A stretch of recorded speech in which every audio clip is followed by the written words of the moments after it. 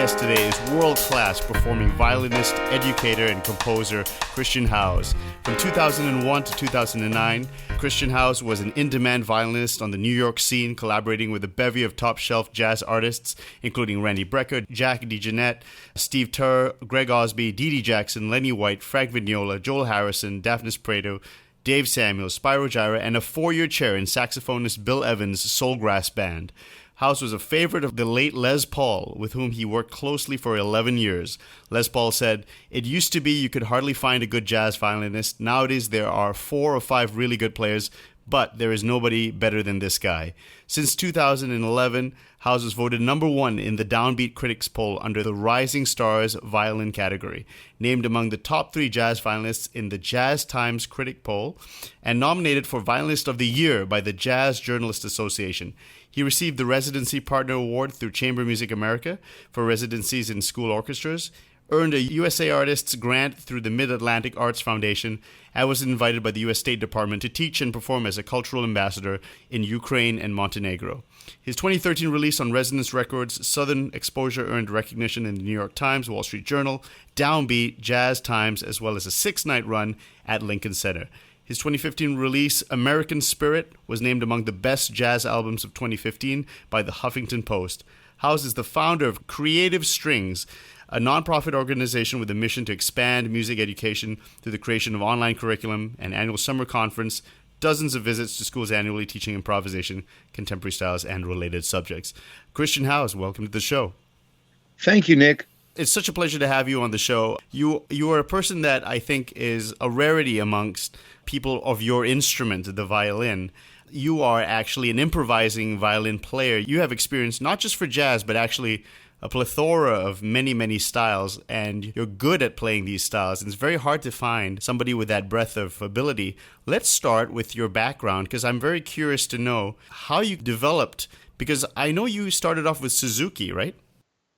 Yeah, I was a Suzuki kid from age 5, classical violin, my parents were serious about supporting me in that. And so a lot of, activities for people that are trained classically in the Suzuki method. You've got a private lesson once a week, a group lesson once a week, regular play-ins, recitals, institutes in the summer, and you practice, most days. And and my mom was the kind of the practice parent. She would sit with me. And so I was a real Suzuki kid, loved it pretty much. And when I got into high school, though, I really wanted to be able to relate to, some of my friends that were starting rock bands and were just being creative with music, even though they didn't have that kind of classical training that I had.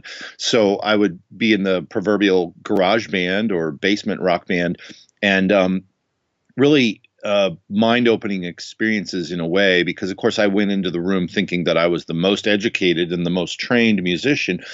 My friends might have had 1 or 2 drum lessons or 1 or 2 guitar lessons, and I had picked up the electric bass, to join them in this, and a little bit of guitar as well. And I was struck. One of the things that struck me was how much I didn't know about music, because my friends, they seem to have this kind of inner or they were on the inside of a conversation that I wasn't privy to, because they'd already been getting together. And so the way that they looked at music, the skills that they had, the insights, the lingo, their version of musicianship as rock musicians, or whatever you want to call it, was kind of startling to me that I was just coming face to face with certain limitations and gaps in my own knowledge as a highly trained elite classical musician. And that's sort of, and I started to experience some envy, I guess, I was jealous of my friends for them, sort of knowing stuff about music that I didn't know. And I was kind of perplexed by it. I also kind of questioned just in myself, as maybe being not a creative person.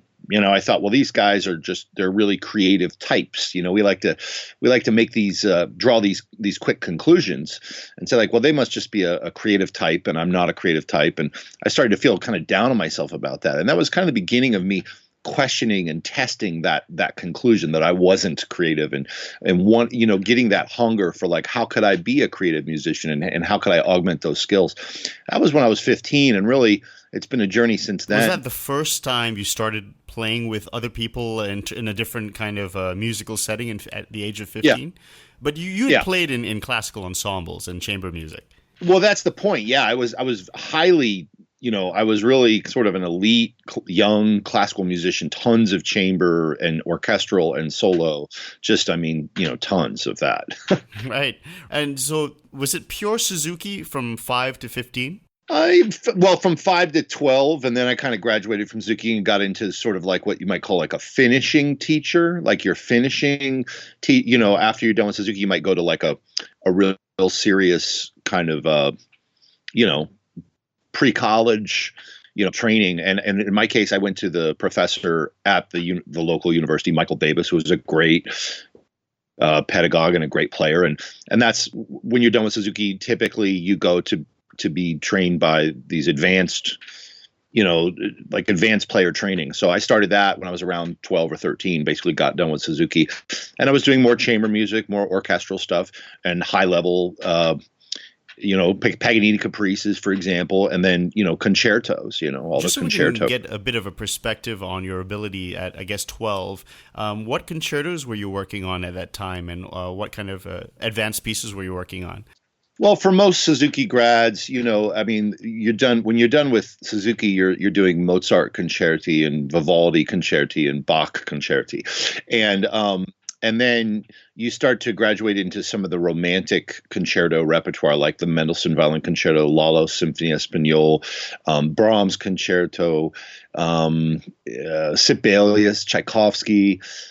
These are all the really popular kind of schmaltzy, and flashy concerti, for violin. That kind of advanced material is something that you were just going into that, you were having no problem working on it, and you gone through that culture, that system, and you were absorbing, playing that material pretty methodically, and it was part of your being right at that point. Well, totally. Yeah. I mean, I don't want to overstate it. I don't want to say like when I was 12, I was nailing all Paganini caprices, but by the time I was 15, I was definitely like, I was really pretty high level in that idiom, so to speak. Yeah. When it comes to, now, from what I understand of Suzuki, I'm a guitar player myself and a pianist, but Suzuki, you do use your ears. Is that correct? So say you use your ears. In fact, that's an integral part of Suzuki. Well, I appreciate you bringing that up because there's a lot of misconceptions about Suzuki. Yeah, but definitely when you start with Suzuki, it's a big emphasis on ear, and so you listen to the records. And then my mom would even sit down and play something on the violin, and I'd play it back, or she'd play something on the piano and I'd play it back. And it's really learning by ear. Is that transcription or? No, you're not reading. It would be like, okay, so here's the first, da, da, da, da, play that. And then I would play it, and okay, now da, da, da, da, da, da, da. And then every day I would listen to the whole record, like all of book one, with Twinkle, the first 12 songs, and then it would start to sort of seep into my consciousness. So, and this is the same for every Suzuki well-trained. This isn't about me, this is about the training and the culture. So, because the idea is that when a kid's between the age of 2 and 6, their brain is best programmed to absorb language through imitation. That's how we learn to speak, is by listening to our parents and people around us. And the age of 2, where it's like we're kind of biologically programmed to do that the best. And that's why kids can learn multiple languages when they're young really easily, and later on it gets harder. And so Suzuki's idea was that, this is the same thing with music. So we should start kids really young. And that is, I'm glad you said you play guitar, because I'm assuming like most guitar players, many guitar players don't start playing until maybe 12 or, later. And it's kind of interesting. Like there's a lot that you can learn about. So for a classical violin player, the common belief is like that if you start at age 7, like it's too late. And but for guitar players, like that's ridiculous. Like most guitar players don't even pick up a guitar until they're 12. I wanted to ask you, do you have perfect pitch? Yeah, it's a great question also, because I think people define perfect pitch, in different ways. So there are, very rare cases where I believe people are like, kind of born with perfect pitch, and they can recognize like the difference between a 440A and a 441A. A, for example. And I would not say that I have that. I would say that I developed through Suzuki, and what most Suzuki kids develop is they develop the ability to recognize any note played on the violin that's played in a certain musical language. I guess is that relative pitch? Is that the term you might use? It's kind of more than that, though. It's really specific. So if I heard something in the range of the violin, if someone played, if somebody played that, then I could be like, I know exactly what that is. Like I could recognize that. But if they played this, I probably wouldn't have, just because the melodic language is so different. And those are some of the realizations I had when I started playing the rock band. I realized that I couldn't hear all the chord progressions. I couldn't hear other things. Whereas a guitar player like yourself, you might instantly recognize, like, that's the one going to the 4 chord. Whereas I was never paying attention to that stuff. So that's really coming to the heart of how my pedagogy and artistry changed, to recognize that, like, music, the way that music is taught is very separate. There's like different ideas about music. And so we develop these really different skill sets. And, a guitar player, develops skill sets that a high trained classical musician just never develops, and vice versa. It strikes me that there's certain because I actually started on classical guitar just for a couple of years, and then I went into jazz. But I recognize big holes in my skill sets from my classical education. You mentioned the 1 going to the 5 and chord progressions, and in my classical education, they did teach us about cadences, but they didn't really tell us about harmony moving from chord to chord, but that would be figured bass or something to that nature. I'm glad you brought that up, because I shouldn't have conflated that. I mean, you're an anomaly because you're a classically trained guitar player.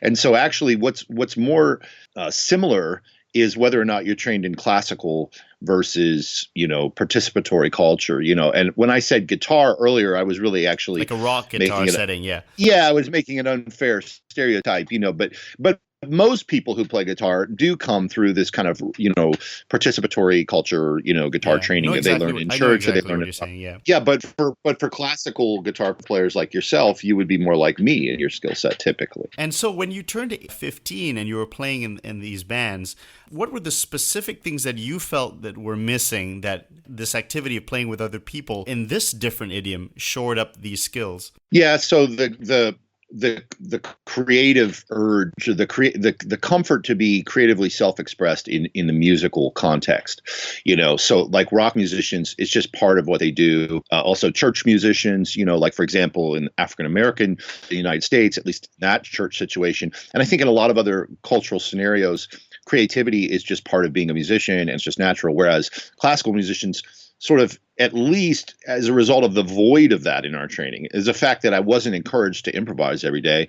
Then once you're 15, you're like, what do you mean make something up? I can't do that. And you get, so that was one of the things missing for me. Another thing was sort of a little bit of a more theoretical inclination to be able to talk about music from its construction in even simple ways, just like, well, what's the chord progression? What kind of groove is that?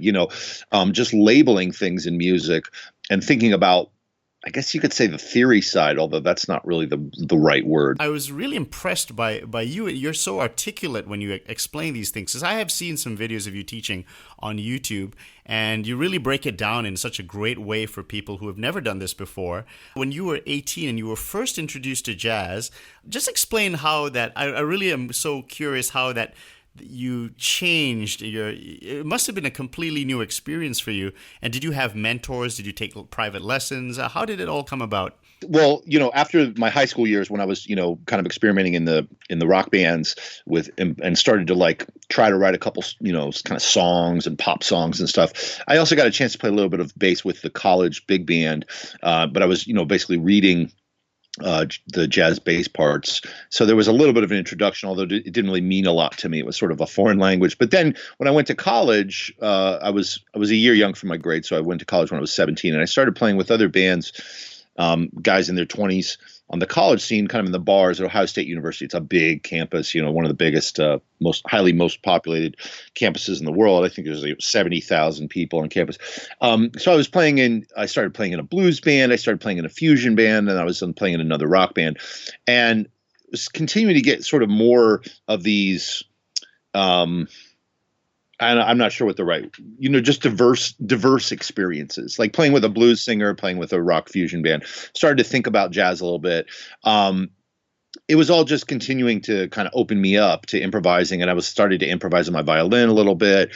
And then I got indicted for trafficking LSD because I was sort of, I heard about this. Yes, I was sort of young and discontented and whatever, but because I was playing in these bands with these guys in their 20s, then all of my peers that had gone to high school with me or that were like younger undergrads, they I could. In short, like I could get access to like the weed, and I could go to the bars because I played in the band. And so then this one band I was in was kind of like the Grateful Dead kind of scene, that culture. It was like everybody drank and smoked weed and did mushrooms or acid. That was pretty much the vibe of that hang. And so and that was kind of my thing at the time. I liked to smoke weed at the time, and it was part of how I was coping or not coping with my life at the time, for a long story, a lot of reasons. But anyways, long story short, there was a guy who would come and kind of, service that whole crowd with weed, and whenever the band would play, like people would, be smoking weed. And this guy, I met him because I was in the band. When you're in the band, it's like you're in the band. So, and he was like, hey, and so I was able to buy weed from him for myself. And then one day he was like, if you got a bigger bag, then you could distribute, like you could sell some of the bags and you would be smoking for free. And I was like, well, that sounds good to me. And then, so then all my peers would kind of call me up and be like, oh, Chris has got the weed, and so I started just kind of handing out bags of weed to some of my friends. And then one day, one of these kids that had gone to school with me, or a couple of them said, well, my uncle wants some LSD, but he wants a lot of it. He wants like, 8 sheets, and a sheet of LSD is like 100 hits. And well, you live in Singapore, so people in Singapore, you're talking foreign, you're talking a alien language, Christian. But I think I know I can follow you. My dad, my mom, we grew up on the Beatles, so we know about psychedelia, at least through the music. I can follow you. Well, no, the reason I mentioned it is because I know that Singapore has a particularly strong stance on these issues. But anyway, at the time, so the United States, so. I went over to the dealer's house and I picked up the LSD and I passed it to the uncle. Well, it turns out the uncle was a cop. And so I got indicted, and I was looking at, what was it? 15 to life. Yikes. And, but I was, I pled guilty. And so they gave me a reduced sentence of 6 to 25 years. And so from age 20 to 24, I spent 4 years in prison in Ohio. During those 4 years, that was a continuation of my musical education and other education. And so that, even in prison, you were still developing. Well, that's when I really started developing a lot more, because I would say in more profound ways, because of that environment is so unique, and it forced me to really contemplate so many aspects of not only musicianship but also pedagogy, culture, manhood, purpose. I mean, just many, and they all kind of blended together and sorted, kind of helped me, figure out where I was going musically and integrate a lot of these, what had been disparate threads up to that point. Right. Well, thank you for sharing that. And I can't imagine what the experience, and that must have been a long time ago as well, right? Yeah, that was 92 to 96. So I was 20, and then I got out, I was 24. And, I've in jail, one of the things for me from a musical standpoint. Yeah. How do you develop? Do you have, you couldn't play records in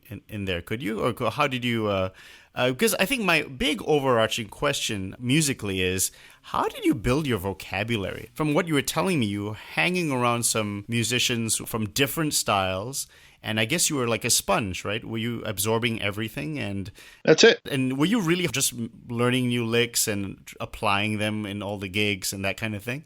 Yeah, well, in jail, it was an extension of immersing myself in these different musical environments, like you said, and trying to sponge off them and try to understand what was so different. And in prison, it was like playing with a lot of, I played with some Appalachian musicians in prison, and I also played with a lot of African American musicians in, whether it was in gospel church scenario or like, just guys like beating out and rapping like on picnic tables in the prison yard, or like, playing like a little bit of jazz or R&B. And these were very organic situations, like kind of like playing music on the street or something, because you're just in the yard, you're in a prison yard, and you're just trying to make music with whatever you have around you. Did you ever, because you're a violin player, and we know that the violin is typically associated with orchestral playing and that kind of thing, but did you have a fire to prove that you could take that instrument and play it in different styles? Because that wasn't quite done at that point, right? I mean, really in a big, big way. No, it wasn't. You're right. I mean, well, there weren't a lot of examples of it. I mean, there was just a handful, and they were sort of considered anomalies.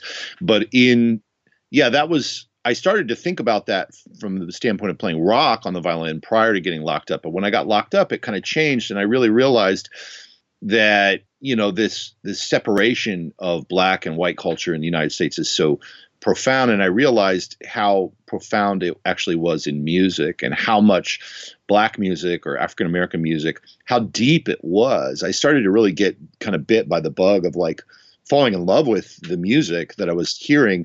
And I also started to see that like, there's something deeper there that needs to be thought about, from a cultural standpoint, from like, well, why is it that no violinists are ever exposed to African American music? Why is it that I had never met an African American violinist in all of my classical upbringing?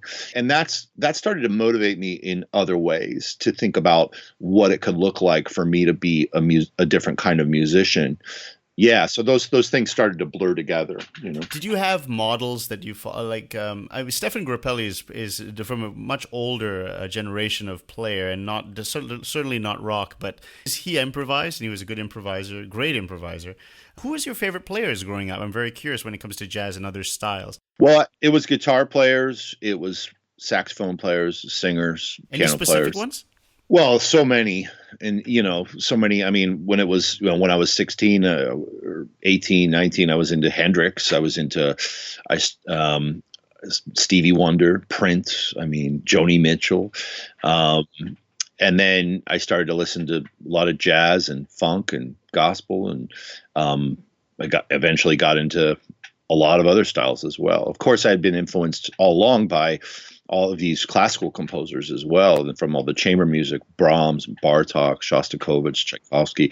And I sort of buried that for a long time. And once I got this idea that like, I just really wanted to start really immerse myself and try to understand more about black music, American black music, but then after about 15 years, I sort of had a realization that I needed to come back and embrace all of my roots and try to put it together. So, did you used to write songs when you were, maybe at 15 and up? Did you start to compose? When did you start composing seriously? Yeah, I'd say from around the age of 16, I started writing songs, and then I continued exploring composition from then in various. I would say it's, being a composer is like the secondary thing for me to being an improvising performer. But since then I've always done it, and I still do it, and I compose in a wide array of formats and methods and styles. Yeah. Let's talk about 10 Yard, 1998. Give me a sense of that album. We can talk about a couple of the tracks there. Well, 10 Yard was, they were songs that I wrote in prison, and 10 Yard was one of the yards. There were 10 dorms in this particular prison, the second prison that I was at.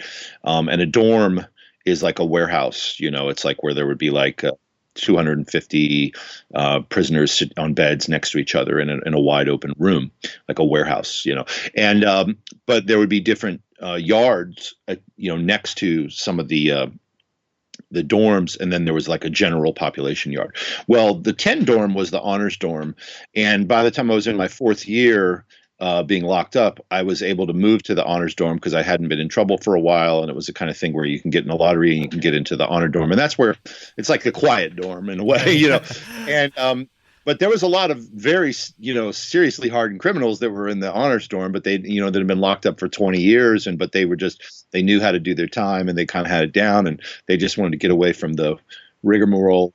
And so, but 10 Yard was a very peaceful place because it was the only people that could go on 10 Yard were people in that honor storm and maybe one other cell block, the old timers cell block. And so that yard, I could go out there and feel kind of safe and peaceful. And there was weights out there, and there was a track where people would walk, and then people could gather, and I would go out there and I would play my guitar or play my violin, and sometimes I would play music with other musicians. And so I named the album after that, because it was sort of this piece that I found, while creating, while I was locked up.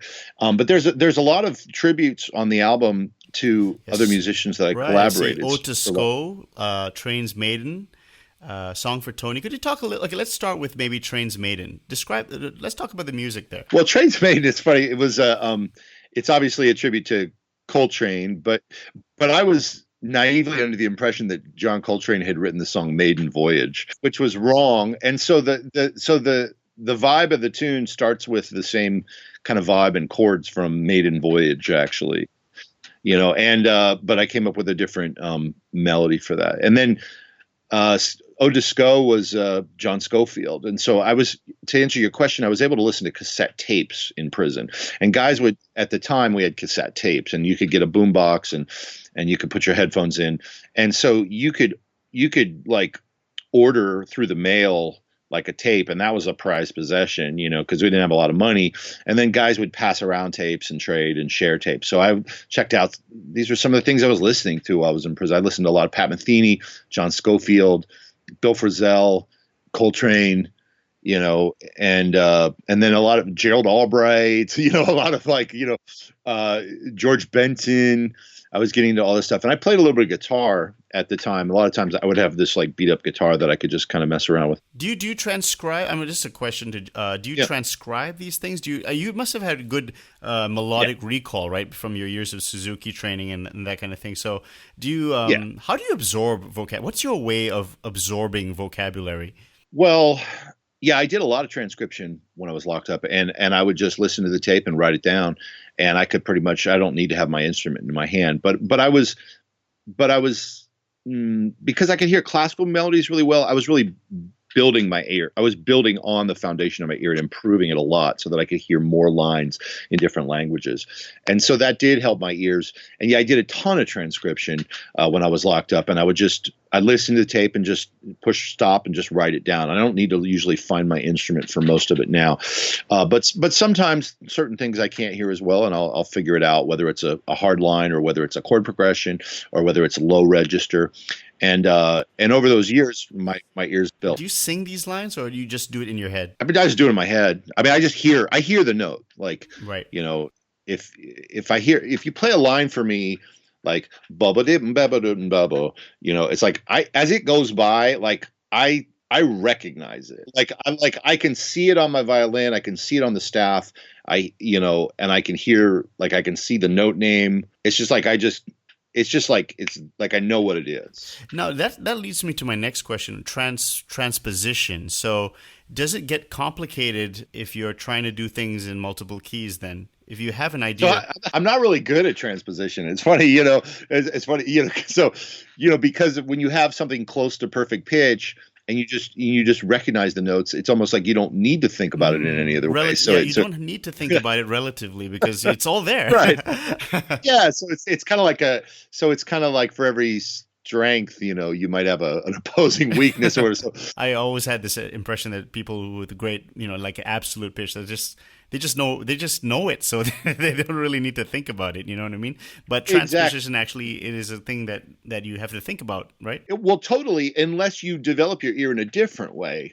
And if you develop your ear in a different way, where you're hearing like solfège or something, I think people that learn that way can transpose much more easily. But they may not be able to transcribe as easily. Like they need a starting point, for example. It's like, well, where's do? Okay, now I can but then you can give them 12 does and they can find the exact same thing like immediately.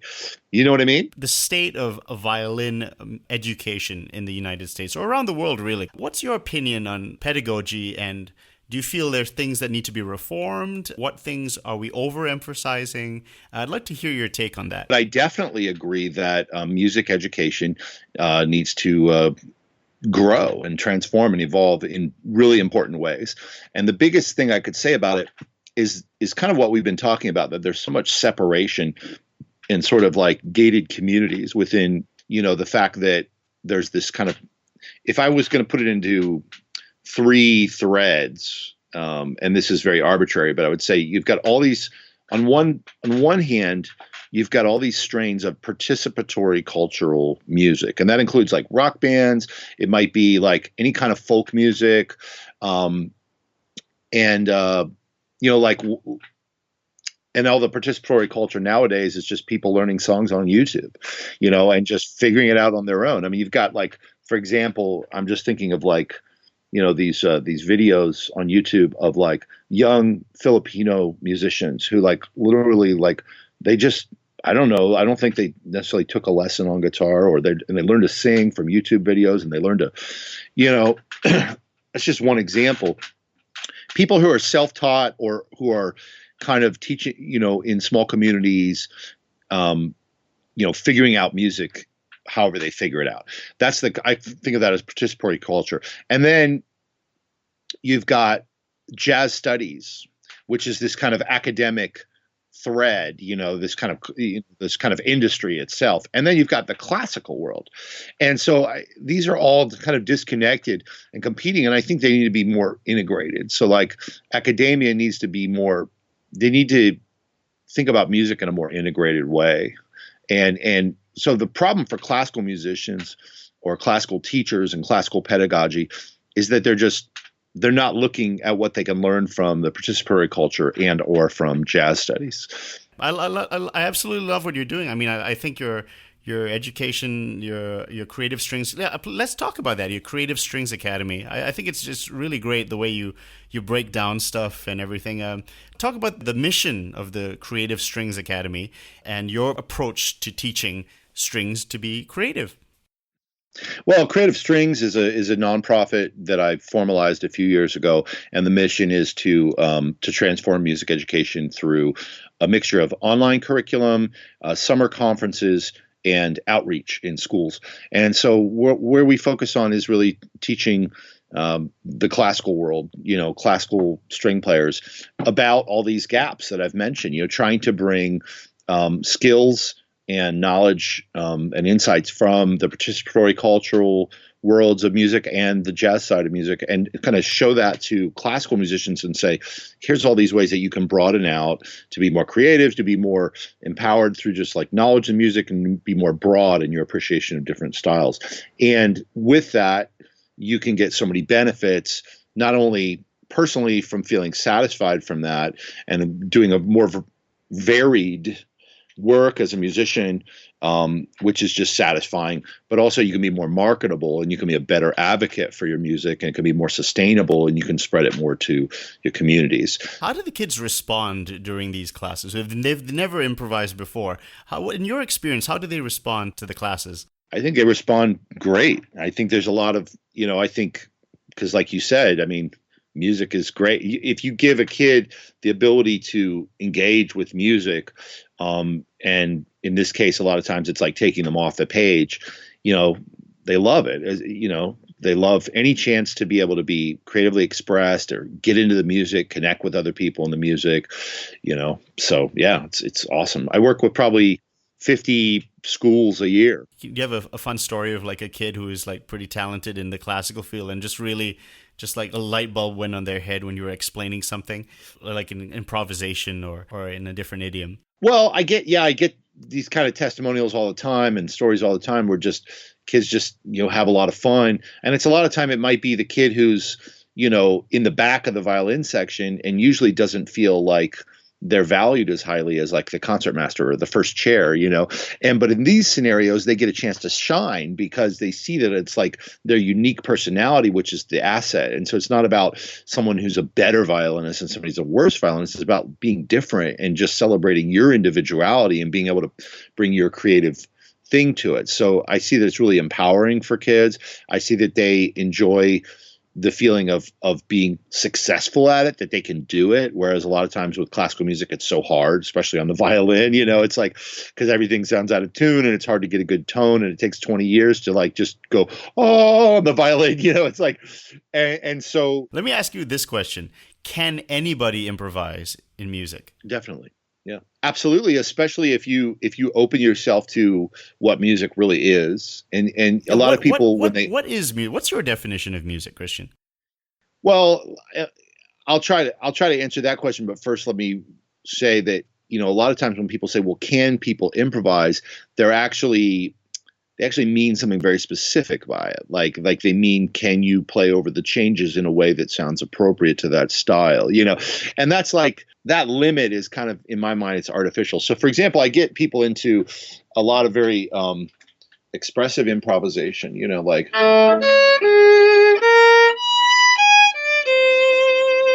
where. Now, is that, do you choose a key for them, or do you just tell them to play notes just to feel it and go for it? Yeah, exactly. So whole point of that demonstration was that like that's not tonal. There's no rhythm to it, So this idea of having more free expressions, it's like, what do you hear? What's in your heart? And play it, So everybody can improvise, and I think people really need to open themselves to that and not feel so locked into like music is this style or this song or this groove. It's like, it can be so many things. I got to ask you one, I guess to end off, let me ask you, what advice do you have for somebody who wants to begin improvisation? Just some general advice for somebody who wants to get into improvisation, what's your tips for them? Well, one of my friends told me about composition. He said, if you want to be a composer, then compose 100 pieces and then be prepared to throw them all away. And then you'll be a composer. And I would say the same thing about improvisation. Like, improvise every day and give yourself, the freedom to let that be whatever it is. Also improvise within specific parameters. Like, it could be rhythms, it could be techniques, and it doesn't have to be tonal. Like, it doesn't have to be right or wrong. Do it every day, record yourself, do it for 100 days. After that, you'll be an improviser. Well, Christian House, it's been such a delight to talk to you. You're such an articulate explainer of improvisation and getting people who've never done it before to do it. I think you're doing great work, and it was an honor for me to have you on the show. Thank you so much for coming on the show. Thank you, Nick. I really appreciate it.